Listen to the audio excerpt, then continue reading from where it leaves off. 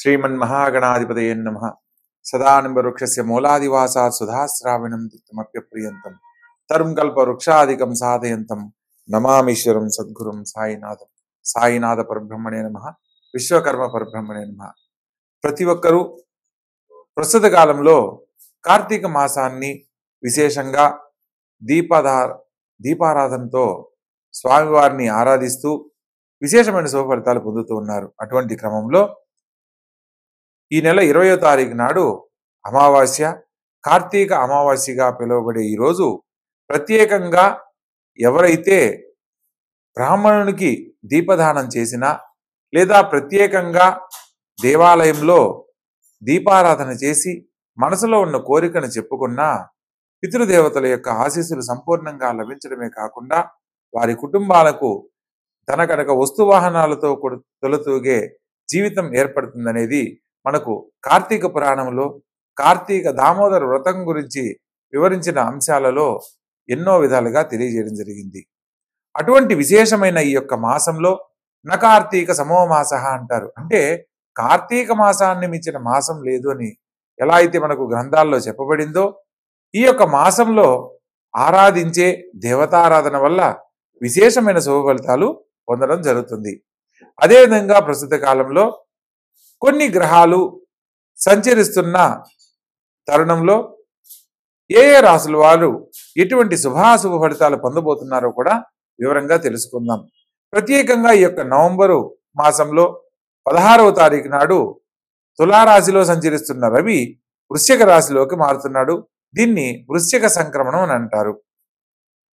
ఈ యొక్క రవి సంక్రమణ కాలంలో సూర్య భగవంతుణ్ణి ఆరాధించే క్రమంలో పితృదేవులను స్మరణ చేసుకుంటూ సూర్య భగవంతునికి అర్ఘ్యాన్ని గనక వదిలినట్లయితే పితృదేవతలకు శాంతి కలిగి వారి యొక్క ఆశీస్సులతో ఆ కుటుంబంలో ఎటువంటి సమస్యలు లేని జీవితాన్ని పొందుతారు అనేది మనకు శాస్త్రం తెలియజేస్తుంది.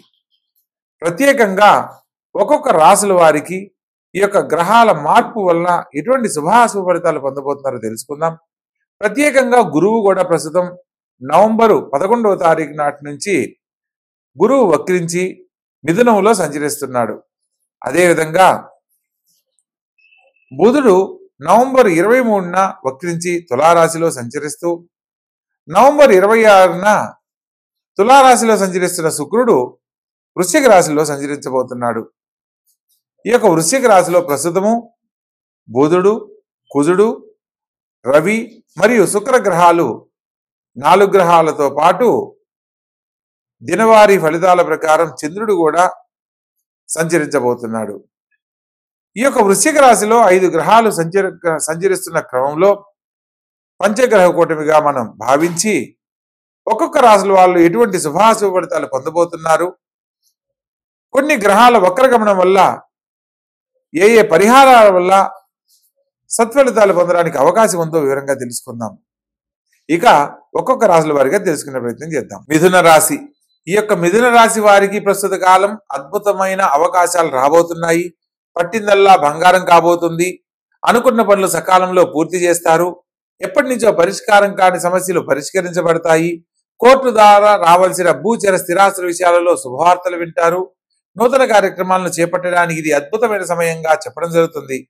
ప్రస్తుత కాలంలో ఇన్ని రకాల ఫలితాలు పొందడానికి ఈ యొక్క జాతకులకు ధనస్థానంలో సంచరిస్తున్న గురువు లగ్నంలోకి తనుభావంలోకి మారడము, మంచి ఆలోచన కలిగేలా చేసి ఉన్నతమైన భవిష్యత్తుకు పొందేలా అనుగ్రహించడం జరుగుతుంది. అదేవిధంగా తృతీయ స్థానంలో కేతుగ్రహ సంచార ఫలితంగా తోడబుట్టిన వారితో ఎటువంటి వాగ్వివాదనలు చేయకూడదు. వారికి సఖ్యతగా ఉండండి. వారితో ఉన్న సఖ్యతను అనుకూలించి కుటుంబ సభ్యుల్లో కూడా మీకు మంచి జరగడానికి అవకాశం ఉంటుంది. అదేవిధంగా పంచమ స్థానంలో శుక్రగ్రహ సంచారం జరుగుతూ ప్రస్తుత కాలంలో నవంబర్ 26 తర్వాత రెట్రోగేట్ అయినందువల్ల ముఖ్యమైన విషయాలలో ఖర్చులు జరగకుండా జాగ్రత్త పడాలి.